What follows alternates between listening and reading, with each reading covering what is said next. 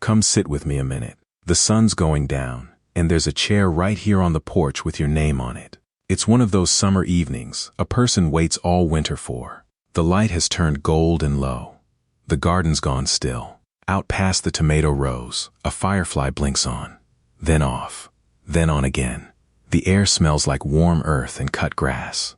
This, my friends, is the hour. This is the reason we plant anything at all. And then, you feel it. That little sting on the back of your arm. A thin whine right by your ear. You slap at the air and miss. And within about 10 minutes, the porch you love has become a place you can't wait to leave. The mosquitoes have found you again. Now, if you're anything like most folks, here's what happens next. You think about the spray. Maybe the fogger in the garage. Maybe that company that comes around in the white truck and charges you a couple $100s to mist your whole yard. And I understand why. When something's stealing your summer, you want it gone. But before you reach for any of that, I want to sit with you a while and tell you something I wish somebody had told me 40 years ago. Because there's a cup of something that costs about $8, fits in the palm of your hand, and quietly ends your mosquito trouble at the root.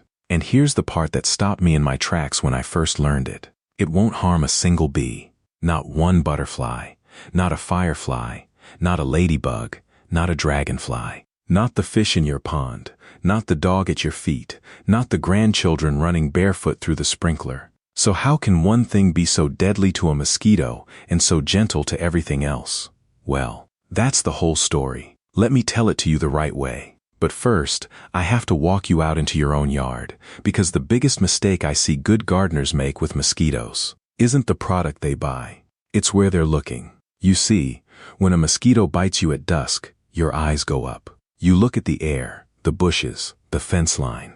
That's where the bug is, so that's where you aim. But that grown mosquito humming around your ear? She is the very last chapter of the story. She's already lived most of her life. The real trouble started days ago, and it started down low, in the water. Water you probably walk past every single day and never think about. Because here's a truth that took me years to really understand. A mosquito doesn't need a pond. She doesn't need a creek or a swamp. She needs a bottle cap. I mean that. A bottle cap's worth of still water is all it takes for a female mosquito to lay her eggs and start the whole thing over. So let me ask you something. When was the last time you really walked your yard, slow, looking for water? Not the obvious water, the hidden water. Come with me. I'll show you where it hides. It's in the saucer under your favorite flower pot, holding a little puddle 2 days after the rain. It's in the fold of the tarp you left bunched in the corner of the shed. It's in the bird bath you love, that hasn't been changed in a week. It's in the old wheelbarrow, tipped up but not quite flat, so a pocket of water sits underneath. It's in the crease of the grill cover, the bottom of the recycling bin, the clogged gutter you keep meaning to get to, the corrugated drain pipe with the low spot, the kids' sandbox toys, the base of the umbrella stand, the dish under the outdoor faucet. Every one of those, my friends, is a little nursery. And no spray in the world is going to fix a nursery you never found. So here is your first real step, and it doesn't cost a dime. Once a week, walk your yard and tip it over. The saucer, the bucket, the toy, the tarp. Just tip it and let it drain. I call it the Sunday walk. And the reason once a week matters so much is this. A mosquito goes from egg to biting adult in about 7 to 10 days. So if you empty that standing water every week, you break the cycle before it ever finishes. You're not killing mosquitoes at that point. You're making sure they never get born. And that, right there, is the quietest, cheapest mosquito control there is. Now, for the water you can't tip over. The bird bath you want to keep full for the robins. The rain barrel you rely on. The little pond with the lily pads. The fountain that isn't running this year. That's where our $8 friend comes in. And oh, I've been waiting to introduce you. It's called BTI. That's short for a real mouthful, Bacillus thuringiensis israelensis, so everybody just says BTI. And BTI is not a chemical at all. It's a bacterium, a tiny, living thing that already lives in the soil. Nature made it, not a laboratory. And I love how we found it.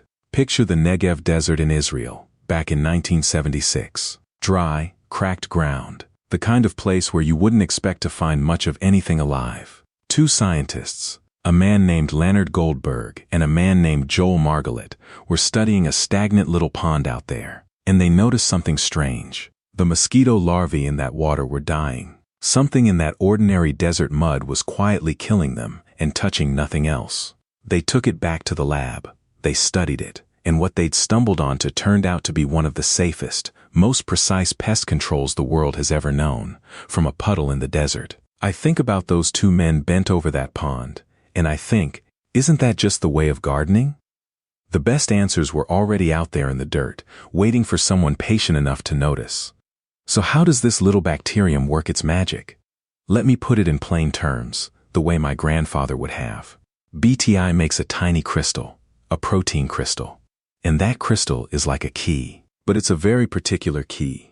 It only fits one kind of lock. When a mosquito larva, wriggling around in the water, swallows that crystal, the inside of a mosquito's belly is just the right chemistry to snap that key open. And once it opens, that's the end of the larva. Quiet, quick, and over within hours. But here is the beautiful part. The wonder of the whole thing. A bee does not have that lock. A butterfly doesn't have it. A dragonfly, a ladybug, a fish, a frog, a bird, your dog, your grandchild, none of them have that particular belly chemistry. So the key finds nothing to open. It just passes right through them, harmless. It's like a letter addressed to one single house on one single street. Everybody else's mailbox, it just skips right by. That kind of precision is nearly unheard of in the world of pest control. And it's why the folks at the Environmental Protection Agency have had BTI registered and in use since 1983. That's over 40 years now. Studied by universities, by public health agencies, used all over the world in the water where people fight mosquito-borne disease. So safe, so specific. It's trusted in some of the most careful mosquito programs on Earth. Now, I promised you I'd tell you the honest truth in this video, every step of the way. And here's a piece of honesty that I think will make you trust everything else I say. The most common mistake, and I've watched even seasoned gardeners, folks who've grown food for 50 years, make it, is this. They fight the mosquito they can see, and they ignore the mosquito they can't. When you fog your yard, or pay to have it sprayed, you kill the grown mosquitoes flying around that evening. It feels wonderful, for about 2 days. But that spray did nothing, nothing at all, to the eggs and larvae sitting in the standing water you never treated. And a mosquito can lay a couple hundred eggs at a time. Those hatch. A brand new generation is biting you by the weekend. So you spray again, and again. Every 3 weeks, all summer long.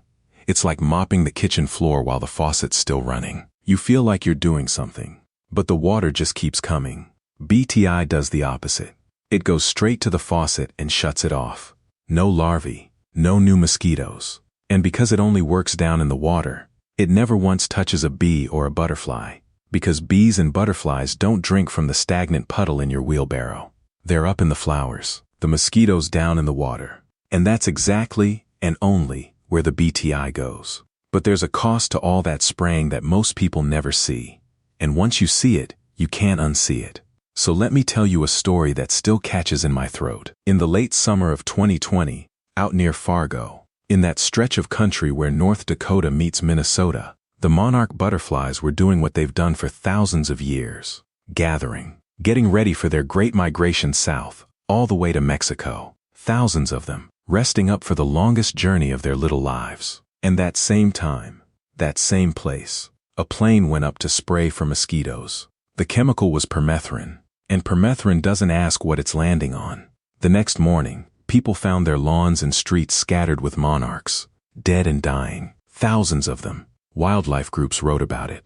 The whole country talked about it for a while. And here's the thing that aches the most. The people who ordered that spraying weren't cruel. They just wanted fewer mosquitoes. Same as you, same as me. The butterflies were never the target. They were just in the way of a chemical that couldn't tell the difference. And that, my friends, is why this gentle little bacterium matters so much. Because when you spray the broad chemicals, you're not just killing mosquitoes. You're killing your own helpers. The dragonflies, who are one of the finest mosquito hunters nature ever built. And here's a thing most people don't know about a dragonfly. It hunts the mosquito twice in one lifetime. As a young one, living down in the water, it eats the mosquito larvae right alongside your BTI. And then, grown and gleaming, up in the air, it snatches the adult mosquitoes clean out of the sky. 2 hunts, 1 creature, all summer long, and it never sends you a bill. The fireflies you love watching at dusk. The very creatures that would have eaten your mosquitoes for free.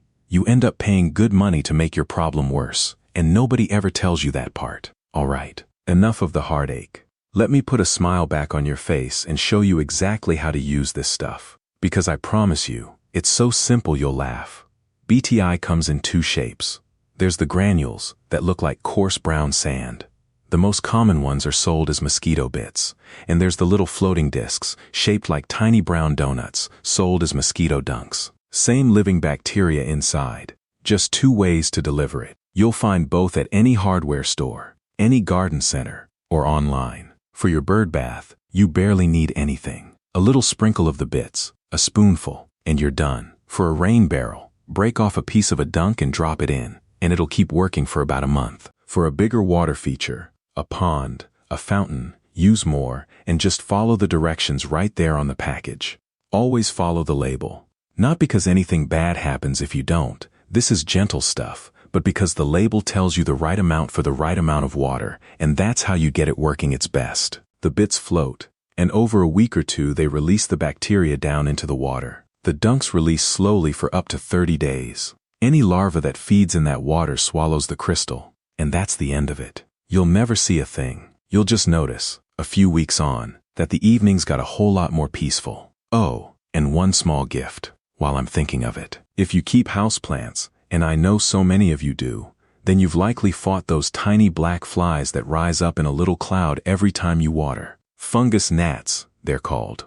Well, wouldn't you know it, they're close cousins to the mosquito, and they carry the very same belly chemistry. So a pinch of those same mosquito bits, steeped in your watering can overnight and then poured into the potting soil, and those little clouds just disappear. Same gentle bacteria, doing a second quiet favor for you, this time right there on the kitchen windowsill. But I'm getting ahead of myself. Back out to the yard, where the light's still golden. Now, come closer, because I want to share the one trick that took my own yard from miserable to magical. This, right here, might be the most useful thing I tell you all evening. Some folks call it the mosquito bucket, and I want you to make one this weekend. Take a 5-gallon bucket, and a dark-colored one if you've got it, because mosquitoes are drawn to dark, still water. Fill it up about halfway. Now, throw in a handful of grass clippings, or some dead leaves, a little straw, whatever's around. And then, here's the hard part. You let it sit. 2 or 3 days. You do nothing. You leave it alone in a shady corner. And while you're not looking, something wonderful is happening. Those leaves and clippings start to break down. And as they do, they release a smell into that water. An earthy, swampy, mucky smell that a pregnant mosquito finds absolutely irresistible.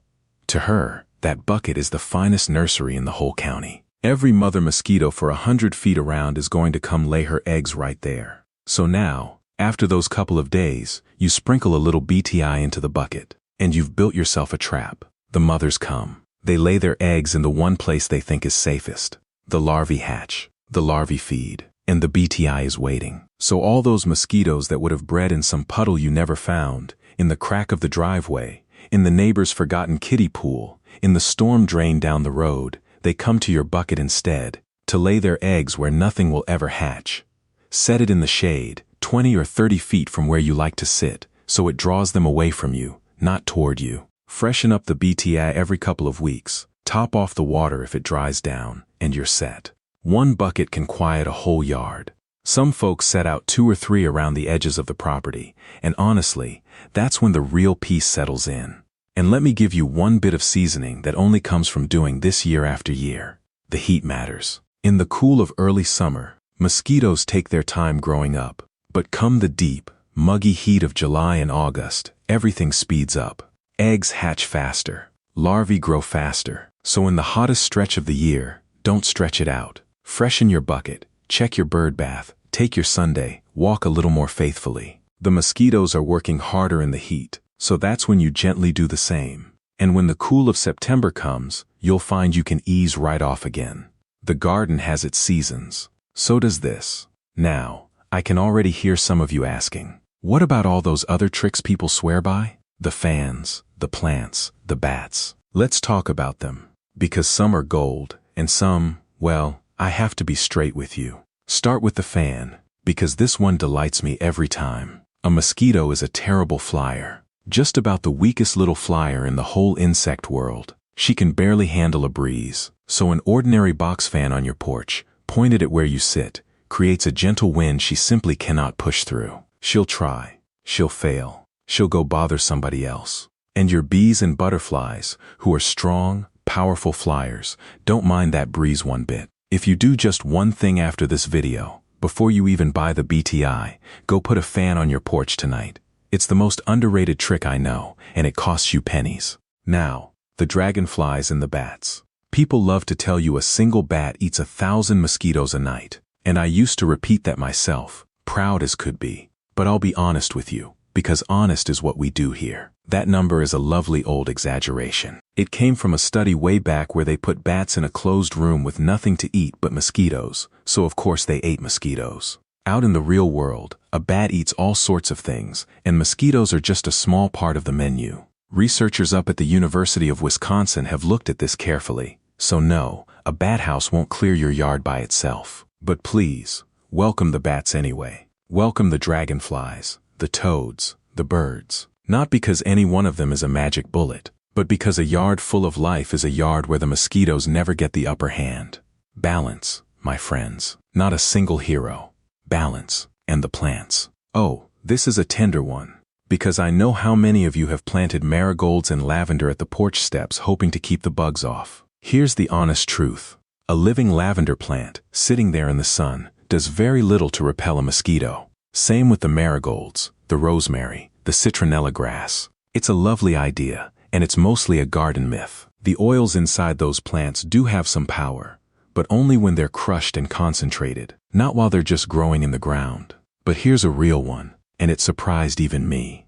Catnip, the very same herb that sends your cat rolling around the floor. Researchers at Iowa State University tested the oil from catnip, and they found it repelled mosquitoes about 10 times better than DEET, the stuff in most bug sprays. 10 times. Now, I have to be fair. That was the concentrated oil, tested in a lab, not a catnip plant growing by your steps. So don't go thinking a pot of catnip will save you.